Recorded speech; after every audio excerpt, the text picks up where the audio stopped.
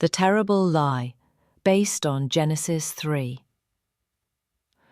A long, long time ago, Adam and Eve lived happily in a beautiful garden. Everything was perfect. The sky was blue, the flowers sang, and the animals played gently all around. Best of all, Adam and Eve walked and talked with God every day. But one day, something terrible happened. God had an enemy. His name was Satan, and he hated God's love.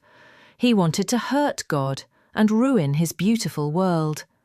So Satan disguised himself as a sneaky snake and slithered into the garden. God had told Adam and Eve, "You can eat from any tree except that one. If you do, you'll bring sadness and death into the world, and your hearts will want to live without me."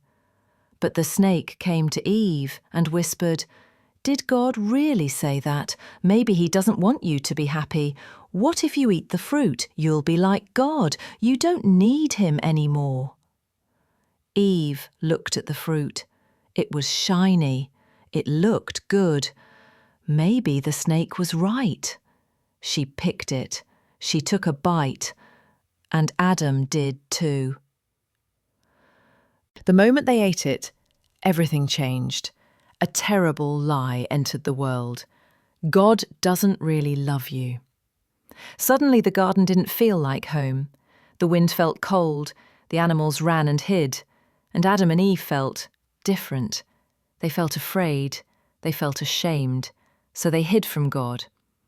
When God came for his walk, he called, "Where are you?" Adam said, "We're hiding. We were afraid." God's heart broke. "You ate the fruit, didn't you?" Adam blamed Eve. Eve blamed the snake. But the truth was, they had stopped trusting God. They had broken his one rule and his heart. Now everything would break. Flowers would wilt. Animals would fight.